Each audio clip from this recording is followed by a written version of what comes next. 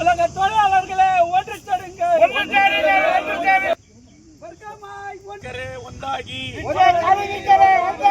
ನಮ್ಮ ಬೇಡಿಕೆಗಳಾಗಿ ಹೋರಾಡಿ ನಮ್ಮ ಬೇಡಿಕೆ ಈಡೇರಿಸಲು ಹೋರಾಡಿ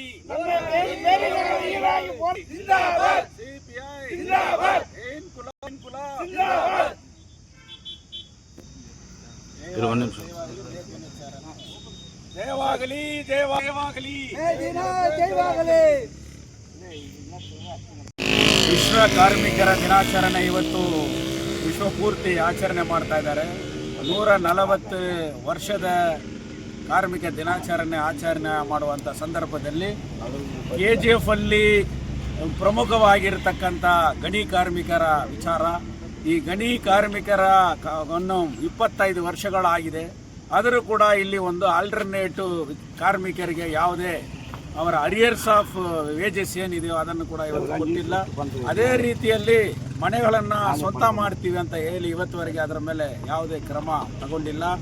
ಆದರೆ ಈ BGML ಅನ್ನು ವಿಶ್ವ ಕಂಪನಿಗಳಿಗೆ ಮಾರಾಟ ಮಾಡುವಂಥ ಯತ್ನದಲ್ಲಿ ಇವತ್ತು ಕೇಂದ್ರ ಸರ್ಕಾರ ಹೋಗ್ತಾ ಇದೆ.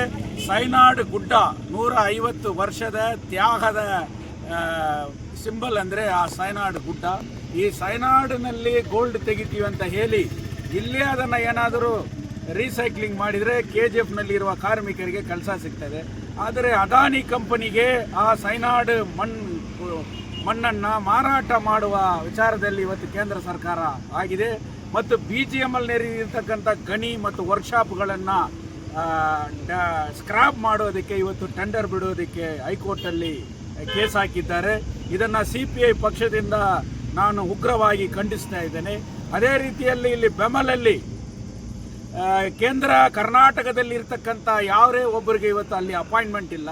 ಸುಮಾರು 5,000 ಕಾರ್ಮಿಕರು 1 ವರ್ಷದಿಂದ ಹೋರಾಟಗಳನ್ನು ನಡೆಸ್ತಾ ಇದ್ದಾರೆ. ಅವರಿಗೆ ಯಾವುದೇ ವೇಜ್ ರಿವಿಷನ್ನ ಇವತ್ತು ಮಾಡ್ತಾ ಇಲ್ಲ. ಅವರ ಡಿಮಾಂಡ್ಸ್ಗಳನ್ನು ಇವತ್ತು ಸೆಟ್ರೈಟ್ ಮಾಡ್ತಾ ಇಲ್ಲ. KGFನಲ್ಲಿ ಯಾವುದೇ ಕಾರ್ಖಾನೆ ತಂದಿಲ್ಲ. ಬರೀ ಬಾಯಿ ಮಾತಲ್ಲಿ ಈ ಕಂಪನಿ ಬರ್ತದೆ ಆ ಕಂಪನಿ ಬರ್ತದೆ ಅಂತ ಈ ಸ್ಥಳೀಯ ಶಾಸಕರು ಬರೀ ಸುಳ್ಳುಗಳನ್ನು ಹೇಳ್ತಾ ಇದ್ದಾರೆ. ಆದರೆ ಕಂಪನಿ ಯಾವುದು ಕೂಡ KGFಗೆ ಬಂದಿಲ್ಲ. ಆಲ್ಟರ್ನೇಟ್ ಇಂಡಸ್ಟ್ರಿ ಇಲ್ಲ. ಇಲ್ಲಿಂದ ಹೊಸಕೋಟೆಗೆ ಹೋಗಿ ಅಲ್ಲಿ ಕೆಲಸ ಮಾಡಿ ವಿಸ್ಟಾನ್ ಕಂಪನಿಯಲ್ಲಿ ಕೆಲಸ ಮಾಡ್ತಾ ಇದ್ದಾರೆ, ವಲ್ವಾ ಕಂಪನಿಯಲ್ಲಿ ಕೆಲಸ ಮಾಡ್ತಾ ಇದ್ದಾರೆ, ಬೆಂಗಳೂರಿಗೆ ಟ್ರಾವೆಲ್ ಮಾಡ್ತಾ ಇದ್ದಾರೆ. ಆದರೆ KGFನಲ್ಲಿ ಯಾವುದೇ ಒಂದು ಕಾರ್ಖಾನೆ ಬಂದಿಲ್ಲ.